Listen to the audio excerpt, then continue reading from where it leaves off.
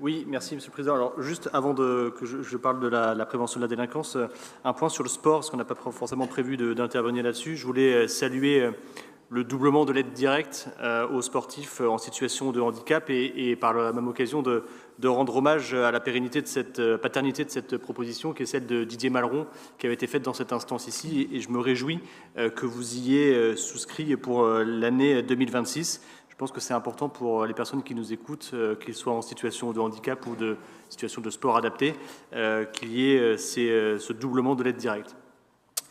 Monsieur le Président, chers collègues, alors que la situation budgétaire nous permet encore d'agir, je l'ai dit à plusieurs reprises depuis ce matin, je souhaite aujourd'hui vous faire une proposition qui va rejoindre l'interpellation de ma collègue Jacqueline Héré, une proposition qui, en théorie du moins, devrait faire consensus dans cet hémicycle, investir clairement, massivement dans la prévention de la délinquance. Parce que oui, prévenir vaut toujours mieux que guérir. Agir en amont, c'est se donner les moyens de bâtir une société où le cadre de vie est protecteur, sain, serein pour nos enfants, pour nos familles, pour l'ensemble des habitants du Finistère. Nous le savons, la sécurité relève d'abord de missions régaliennes de l'État. C'est un débat que nous avons déjà eu par le passé et souvent ici. Mais la prévention de la délinquance, elle se construit bien avant l'intervention des forces de l'ordre et elle repose sur une chaîne d'acteurs locaux, éducatifs, sociaux, associatifs et institutionnels. Sur le terrain, cette organisation s'incarne notamment à travers les CLSPD pour les communes de plus de 15 000 habitants et les CISPD à l'échelle intercommunale pour notamment les zones rurales.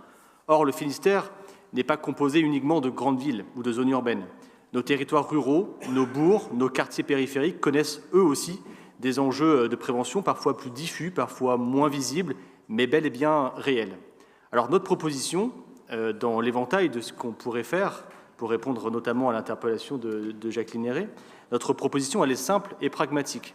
Mettre en place, dès 2026, un appel à partenariat départemental doté d'1,5 million d'euros à destination des collectivités, des structures locales et du monde associatif pour soutenir des actions concrètes de prévention de la délinquance. Cet appel à partenariat s'inscrirait pleinement dans le cadre de la stratégie nationale de prévention de la délinquance qui rappelle plusieurs priorités fortes. La prévention dès le plus jeune âge face à l'augmentation des violences verbales et physiques, l'investissement dans la prévention primaire, notamment auprès des très jeunes, l'éducation aux médias et à l'information, la sensibilisation à l'autonomie de réflexion face aux phénomènes de bande ou aux thèses complotistes, la prévention de la prostitution des enfants, on commence à y répondre, et la promotion de l'égalité filles-garçons.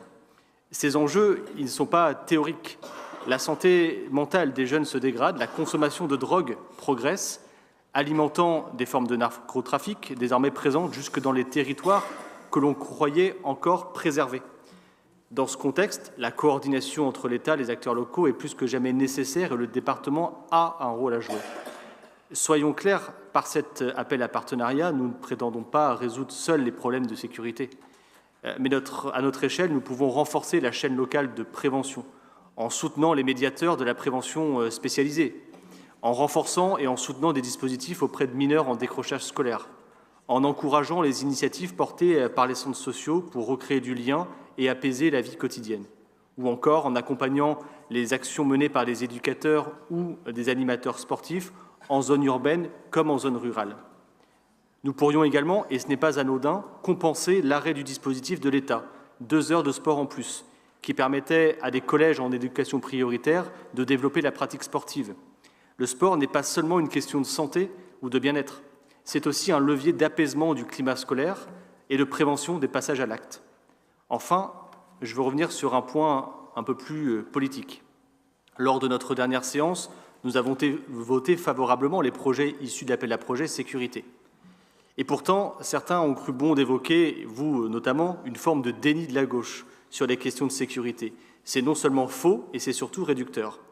Aujourd'hui, je vous pose donc une question simple, et je la pose publiquement. Alors que nos finances le permettent, soutiendrez-vous cet appel à partenariat d'1,5 million d'euros pour la prévention de la délinquance?